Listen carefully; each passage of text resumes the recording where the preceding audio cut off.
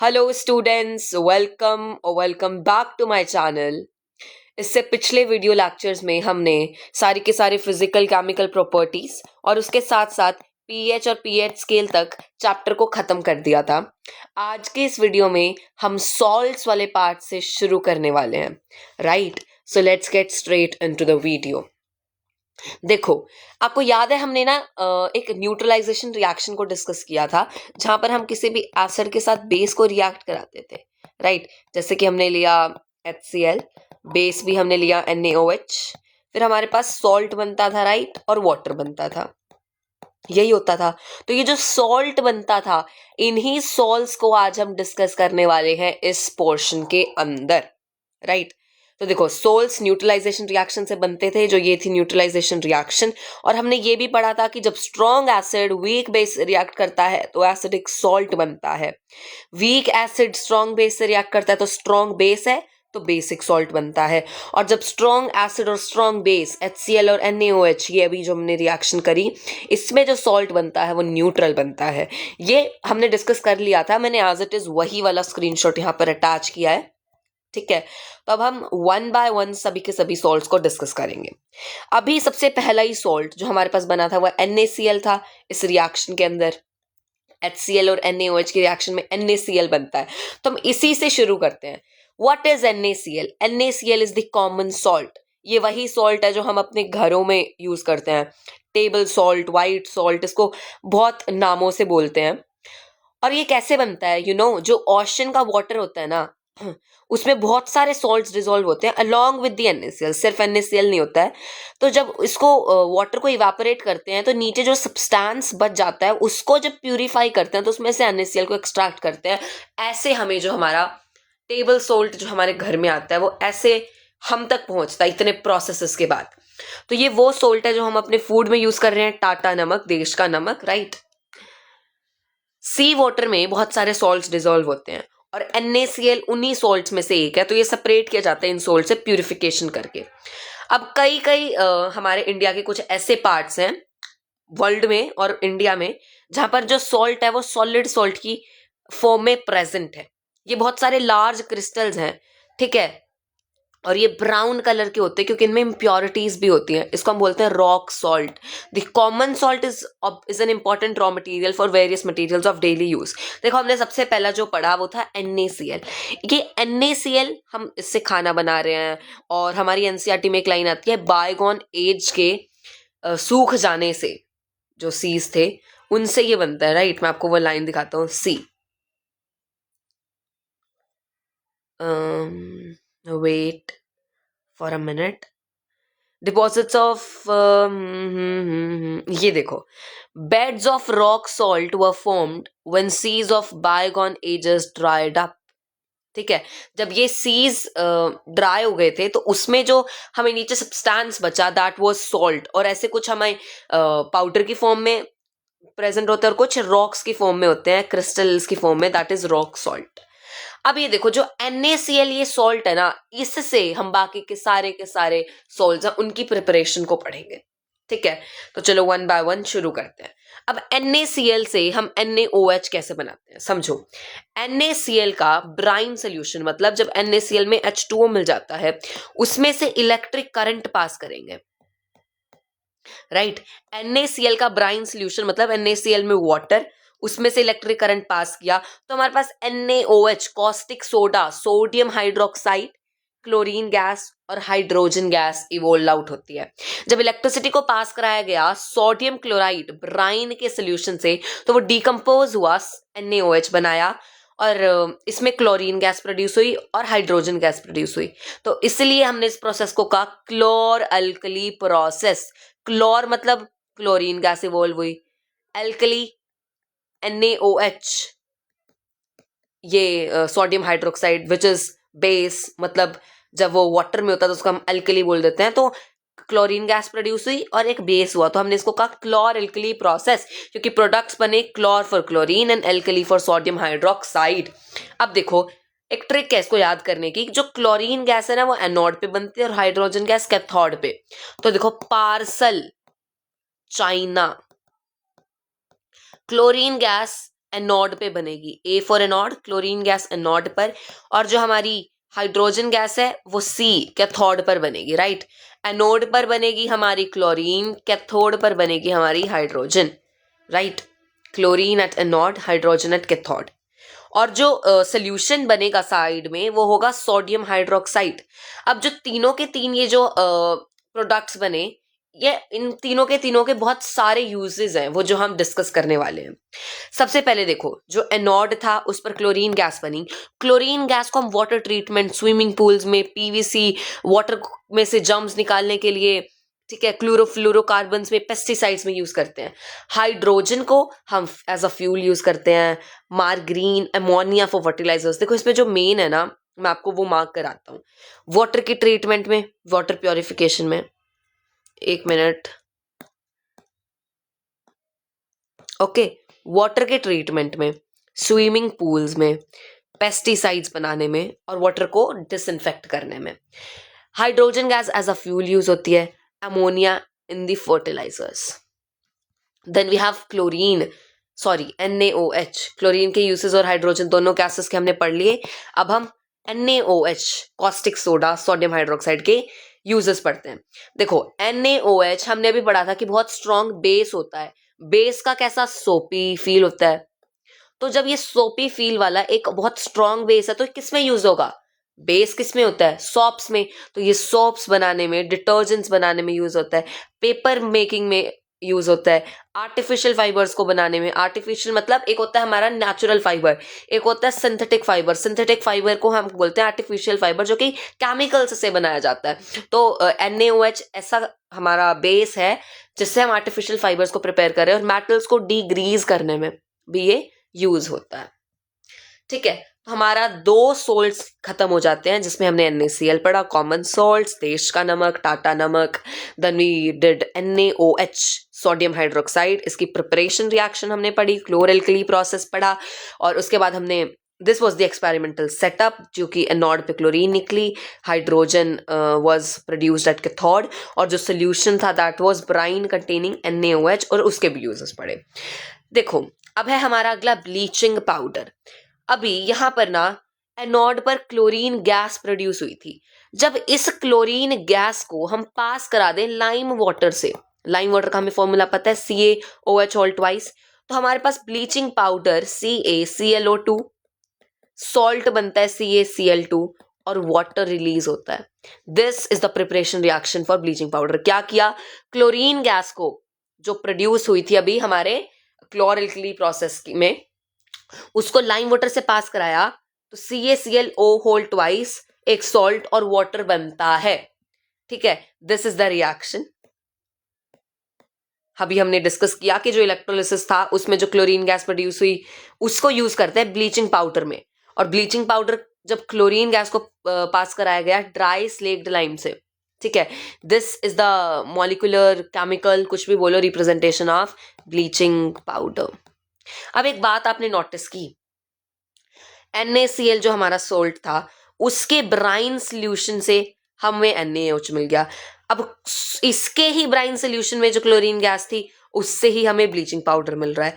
तो आप ये देखो कि NaCl is the most important salt जो कि यूज किया जा रहा है बाकी के सभी सॉल्ट्स को बनाने के लिए। तो ये भी NaCl का एक बहुत मेजर जो है आप यूज लिख सकते हो कि it is use for making various other salts. अब देखो ब्लीचिंग पाउडर हमने घरों में भी सुना है, तो ये डोमेस्टिक यूज के लिए भी यूज किया जाता है और कमर्शियल में भी यूज किया जाता है। जैसे जब हम क्लॉथ्स को वॉश कराते हैं तो उसमें यूज किया जाता है। देखो bleaching powder is use for wash clothes laundry में। कॉटन एंड लीनन को टेक्सटाइल इंडस्ट्री में ब्लीच करने के लिए ब्लीचिंग पाउडर यूज किया जाता है। और bleaching powder is a very good oxidizing agent जो कि वो मैनी केमिकल इंडस्ट्रीज में यूज किया जाता है। और जैसे कि ये बहुत अच्छा ऑक्सीडाइजिंग एजेंट्स है, और तो ये ड्रिंकिंग वाटर को जर्म्स से फ्री करने में भी मदद करता है। Then we have baking soda, sodium hydrogen carbonate. आपको याद है हमने सोडियम हाइड्रोजन कार्बोनेट को पढ़ा था जब हम pH पढ़ रहे थे, कि जब एसिडिटी बहुत ज्यादा हो जाती है या एसिडिक एनवायरनमेंट बढ़ जाता है तो उस केस में हम NaHCO3 को as a mild base use करते थे। तो ये वही है, that is the same NaHCO3 जो अब हम पढ़ने वाले हैं, और which is known as baking soda. तो इसका बेकरी में तो बहुत यूज है। ठीक है, बेकिंग सोडा देखो किचन में यूज किया जाता है, ये फूड की फास्टर कुकिंग में हेल्प करता है, फास्टर कुकिंग, और फूड को टेस्टी क्रिस्पी बनाने में मदद करता है, राइट।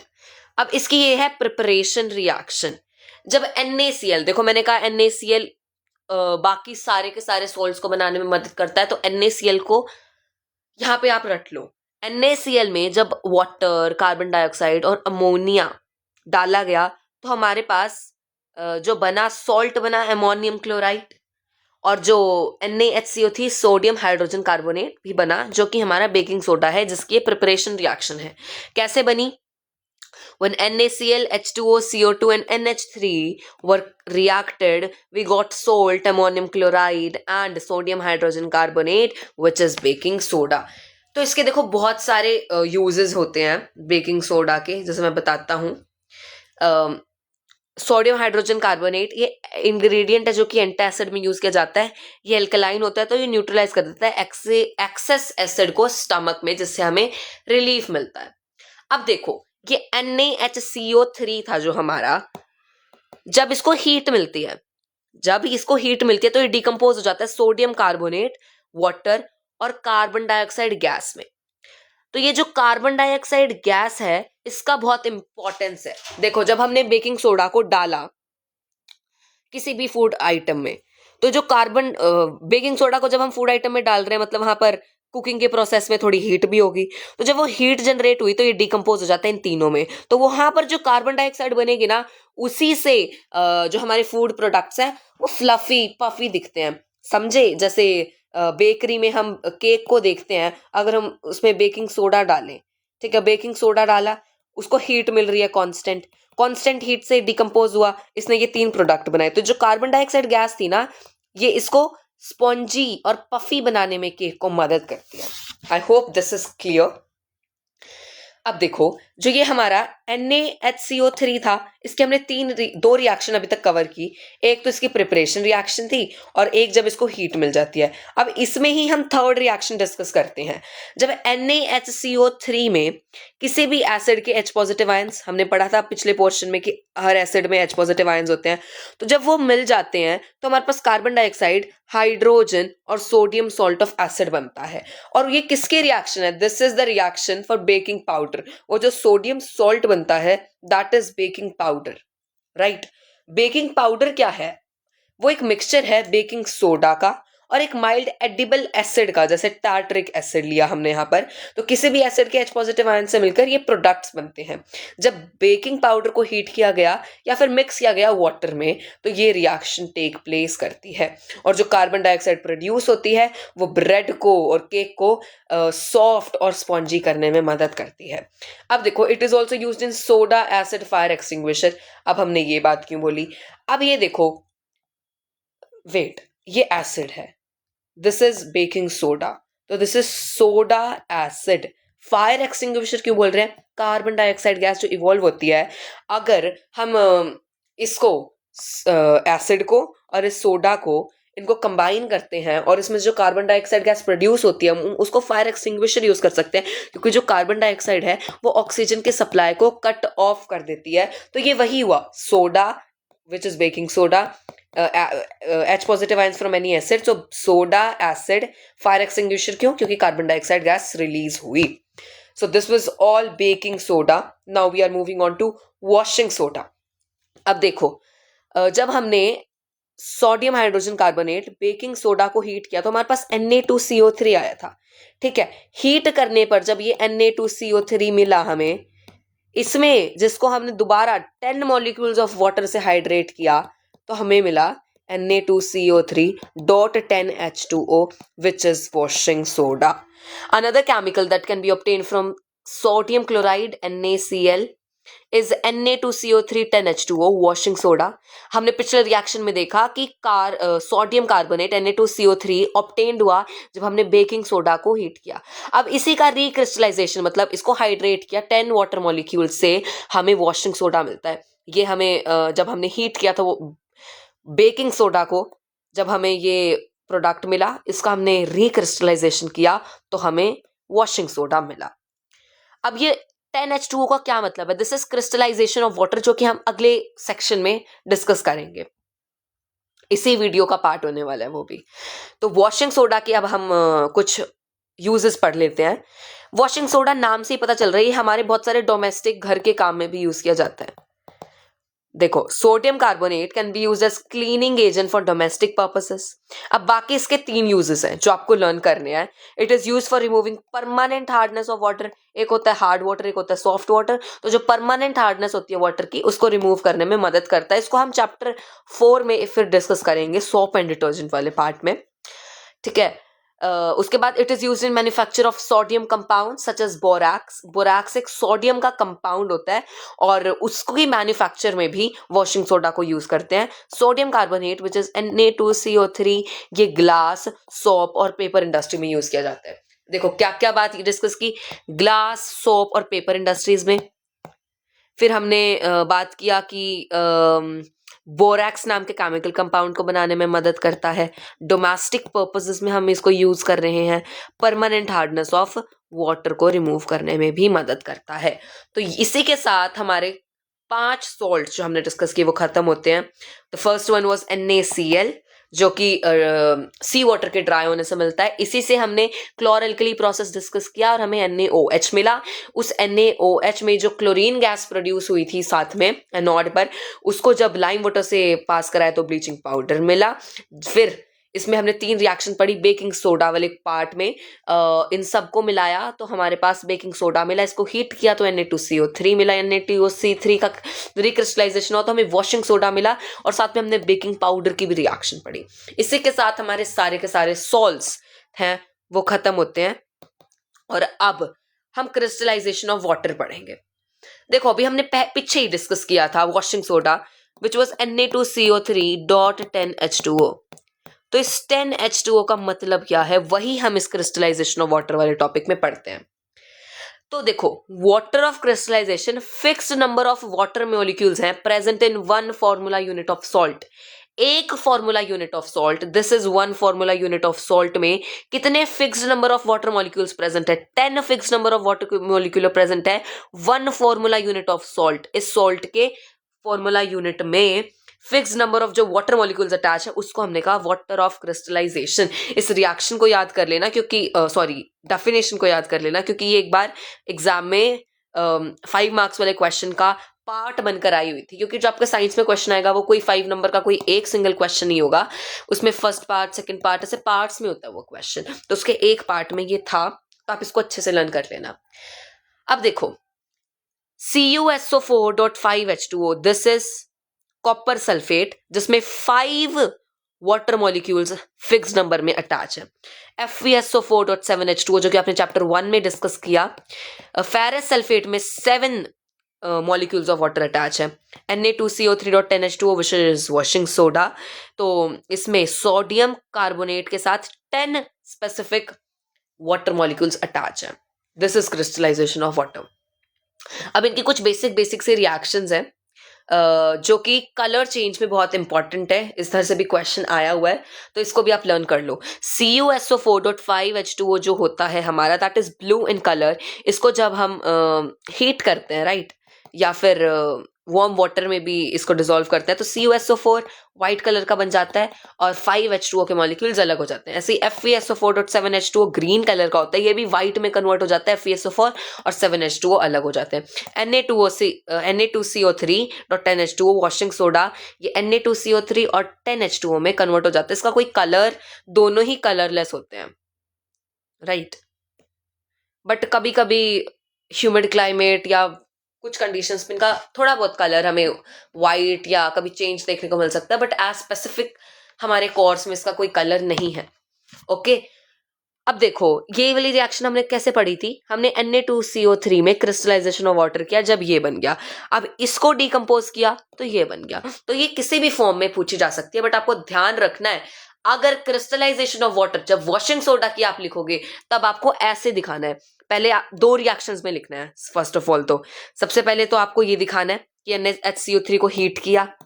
हीट करने पे जो हमें Na2CO3 मिला उसका क्रिस्टलाइजेशन से हमें ये रिएक्शन आई। वॉशिंग सोडा की प्रिपरेशन रिएक्शन पूछे तो ये NaHCO3 को हीट करने वाली, उसके साथ ये क्रिस्टलाइजेशन वाली दोनों लिखनी है, ठीक है। और क्रिस्टलाइजेशन में उल्टा मत लिख देना इसको, मतलब ऐसे नहीं लिखना Na2CO3 डॉट 10H2O को कहीं आप ऐसे अलग अलग कर लिख दो, नहीं, that is the wrong method. हम क्रिस्टलाइजेशन कर रहे हैं, मतलब उसको और हाइड्रेट कर रहे हैं, तो ये जो प्रोडक्ट बना इसमें वाटर ऐड हुआ। बट अगर क्रिस्टलाइजेशन ऑफ वाटर में डीकम्पोजिशन करके या फिर ब्रेक डाउन हो रहा है कि क्या क्या हमें मिल रहा है, तब आपको ऐसे लिखना है कि ये था, इससे हमें ये दो प्रोडक्ट्स मिले, ठीक है। अब हमारी एनसीईआरटी को एक बार मैं आपको दिखाता हूं, जो ये सॉल्ट्स वाला पार्ट है, ये रहा।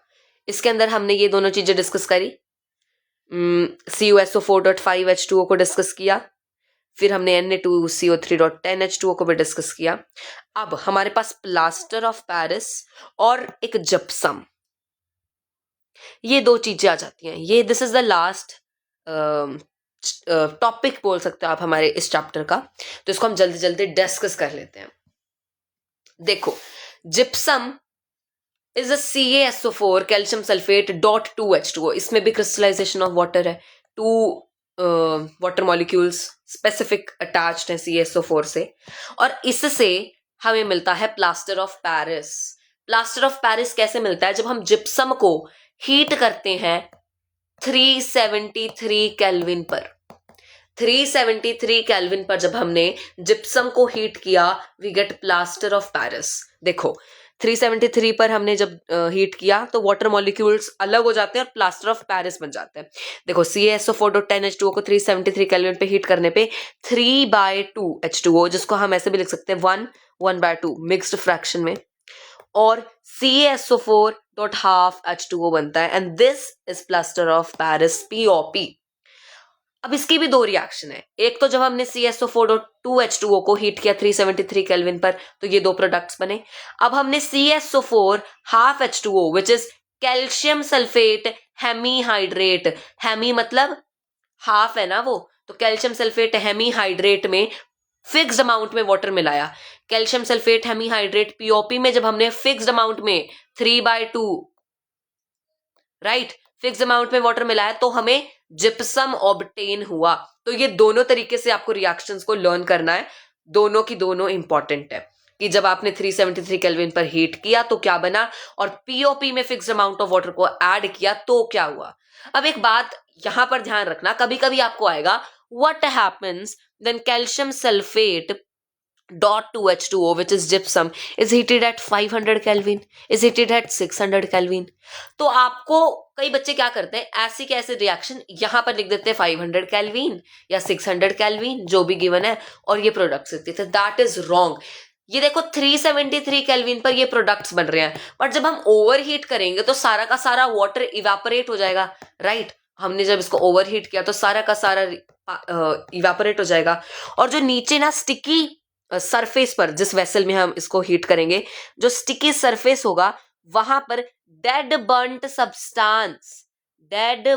सब्सटेंस प्रोड्यूस होगा। तो सिर्फ एक ही प्रोडक्ट बनता है which is dead burnt substance. ये जो दो प्रोडक्ट्स हमने डिस्कस किए, ये नहीं बनेंगे, इसको भी आप याद रखना। फिर हमारे पास प्लास्टर ऑफ पेरिस की कुछ यूजेस हैं जो हमें एनसीईआरटी में भी देखो गिवन है। डॉक्टर्स यूज करते हैं प्लास्टर ऑफ पेरिस को प्लास्टर की फॉर्म में for supporting fractured bones in the right position. आपने देखा ही होगा जब किसी इंसान को फ्रैक्चर होता है तो उसको प्लास्टर दिया जाता है, तो that is made from POP itself. उसके बाद हमने देखा कि जो प्लास्टर ऑफ पेरिस है ये टॉयज को बनाने में, डेकोरेशन के मटेरियल्स को बनाने में, सरफेस को स्मूथ करने में यूज किया जाता है। ये देखो मैंने यहाँ दोनों के दोनों यूजेस को लिख दिया है। तो इसी के साथ हमारा ये चैप्टर खत्म होता है, और इस लेक्चर में हमने सारे सोल्ट्स डिस्कस किए, तो आपको उनको सभी की प्रिपरेशन, रिएक्शन और यूजेस पता होने चाहिए। एंड देन हमने क्रिस्टलाइजेशन ऑफ वाटर किया। इसमें तो कुछ इतना है ही नहीं, ओनली देखो एक 1 स्लाइड में ही मैंने इस पूरे टॉपिक को डिस्क्राइब कर दिया है, और आप इन नोट्स को डिस्क्रिप्शन बॉक्स से डाउनलोड कर सकते हो, ठीक है, ड्राइव की फॉर्म में अवेलेबल हो जाएंगे। And if you like this video please like it, ठीक है, अगर आपको पसंद आया तो चैनल को सब्सक्राइब करें ऐसी और इन्फॉर्मेशन और वीडियो लेक्चर्स के लिए, क्योंकि आपके एक सब्सक्राइब बटन से I get too much of motivation. So thank you so much. Next chapter के साथ हम बहुत जल्दी मिलेंगे. Take care, bye.